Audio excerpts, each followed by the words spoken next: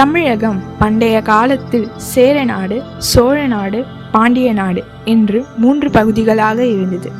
சேர நாட்டின் தலைநகரமாக வஞ்சைக்களம், சோழ நாட்டின் தலைநகரமாக காவேரி பூம்பட்டினம் மற்றும் உறையூர், பாண்டிய நாட்டின் தலைநகரமாக மதுரை இருந்தன. சோழ அரசர்களுள் ஒருவர் நாகப்பட்டினத்தை தலைநகரமாக கொண்டிருந்தார். அவர் மகன்களுள் ஒருவன் தொண்டைமான் இளந்திரையன். அவனால் ஆளப்பட்ட பகுதி தொண்டை நாடு என்று அழைக்கப்பட்டு பிறகு அது தனி நாடாகவே திகழப்பட்டது. தமிழகம் 4 நாடுகளை உடையதாக மாறின. தமிழகத்து அரசர்கள் போர் திறனிலும் கல்வி அறிவிலும் சிறந்தவர்கள். அவர்கள் மக்களுக்கு கல்வி அறிவு இல்லையெனில் நாடு இருள் சூழ்ந்த காடாகிவிடும் என்பதை நன்கு உணர்ந்திருந்தார்கள். ஆதலால் தமிழ் புலவர்களை நன்கு போற்றி தமிழ் மொழியை செம்மையுற வளர்த்து வந்தார்கள்.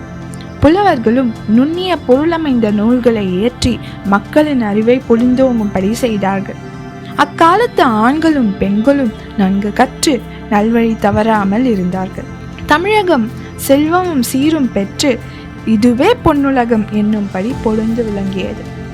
இங்கனம் சிறந்து விளங்கும் தமிழகத்தில் ஞானமும் கடவுள் அன்பும் நிரம்பிய பெரியோர்கள் பலர் தோன்றினார்கள். அவர்களுள் சிலர் வைணவர்கள், அதாவது திருமாலின் பால் சிறந்த அன்புடையவர்கள்.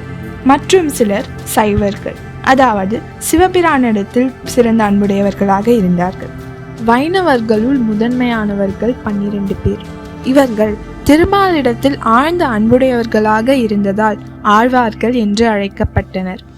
அவர்கள் பொய்கை ஆழ்வார், பூதத்தாழ்வார், பேயாழ்வார், திருமழிசை ஆழ்வார், நம்மாழ்வார், மதுரகவி ஆழ்வார், குலசேகர ஆழ்வார், பெரியாழ்வார், ஆண்டாள், தொண்டரடி பொடி ஆழ்வார், திருப்பானாழ்வார், திருமங்கையாழ்வார்.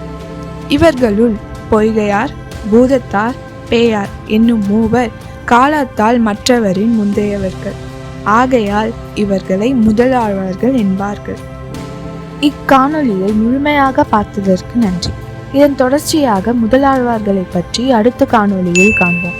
அதற்கு PVPN வேடிக்கையான படைப்புகளுக்கு சப்ஸ்கிரைப் செய்து விடுங்கள்.